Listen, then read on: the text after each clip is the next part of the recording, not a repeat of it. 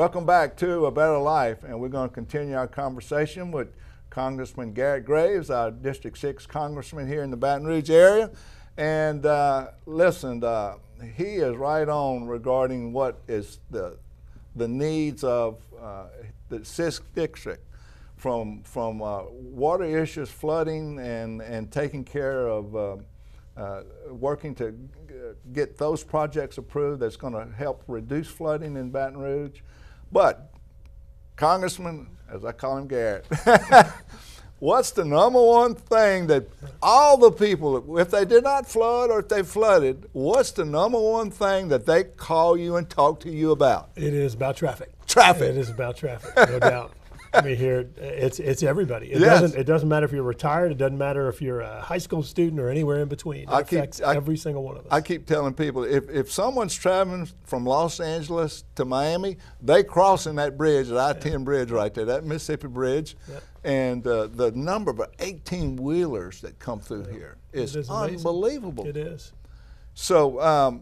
What is it in regarding, as you said, fixing stupid? the funds you got to take care of that? Why don't you talk about that, Congressman? Sure. So it really is amazing, but the only place in the United States where the interstate system funnels to one lane is in Baton Rouge, Louisiana. Oh, yes. At the Washington Street exit, when you're coming eastbound across the Mississippi River Bridge from Port Allen side into the Baton Rouge side, where you migrate back on where 110 and 10 come together. It's the only place where it funnels down to one lane. And so we started working on a solution there. And look, it's not going to solve all the problems, our traffic problems, but it absolutely is going to help break that logjam right there.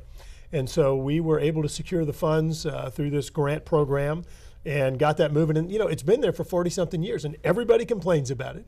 Everybody talks about how irrational it is. And maybe it made sense 40 years ago, but certainly not for the last 10 to 20. And we were able to get it knocked out. So there's a solution that is under construction right now. So that's what I was going to ask you, because I live in the South and I come up here to the station.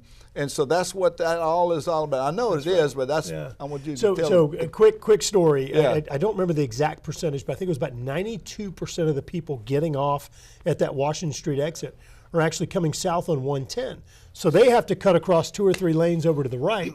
Of course, if you're coming on from the bridge and coming on I-10, you have to cut 2 lanes to the left. And so that crisscross is very dangerous. Yes. And so the solution is building a left exit. Yeah, and that's off what of 110, right, so that way people can get off. They can go under the interstate and get off at Terrace or Washington Street or wherever they need. And so that's under construction right now, and ultimately we believe will eliminate the need for the Washington Street exit and allow that to be closed. Okay, tell us about the bill to increase Louisiana energy revenue and coastal restoration, because I know that's the part of people that on the coast fishing, whether it's a camp or whether it's a home or whatever. Just tell us about that. Well, so Louisiana is one of the top producers of energy in the United States. And our offshore, we are the top offshore energy producer in the nation by far. There's a disparity in federal law that if you produced energy, oil and gas and other resources on federal land, your state would get 50% of the money. In the offshore, you get pretty much nothing. And so there's some anomalies there, but it's not a whole lot. So we wrote legislation that would give the state of Louisiana 50% of the revenues. It would commit the dollars to coastal restoration, hurricane and flood protection projects, because we can't just have these one-time slugs for Comite and West Shore and others. We have to make sure that we continue investing in the protection of our communities and the restoration of our coast. So that passed the House Resources Committee unanimously. Wow, and we're unanimously. It did take some work. There's a lot of background work in there, but we got it passed unanimously, and so now we're working to get that attached to a larger bill before the end of the year so we can get it sent to the Senate and ultimately signed into law. Okay, you're right here finishing the holidays, the Thanksgiving holidays, going to go into Christmas. So I know you're going back to Washington tomorrow, but what do you see on the horizon after the first of the year in 2019 for the 6th District, or what it's on your heart that you really want to focus on, or that Well, number one, and I think the most important thing is just working on this whole divisiveness issue. Watching our country being ripped apart. Yes. Watching folks just spew words of hatred and divisiveness. I think it's one of the most dangerous things that our country is experiencing right now. And I think the trajectory is just going to make it even worse. So that's one thing is working on trying to bring our nation together Yes. and making us recognize there are more things that we share that we believe in together than things that rip us apart. Number two, getting to real issues here, working on additional traffic solutions. We need a new bridge across the Mississippi River. no There's doubt no about it. doubt that needs to be done. The traffic here is worse than Houston, Texas, worse than Chicago, Illinois, and other areas that have multiple times the population. We have got to fix our traffic problems, and so that's one thing that we have on our front burner. Working on drug prices right now. Prescription drug prices in the United States in some cases are exponentially higher than just our neighbors in Canada are paying. What? And I mean, the same pill may cost $1 there. We may be paying $100 for it here for the same exact drug, in some cases manufactured at the same facility. And we have got to change that from some of those drug companies, some of the ones that are really being egregious or outrageous in their drug prices. And so we're working on some legislation there. Okay. Flood insurance is going to be another big one that we're working on.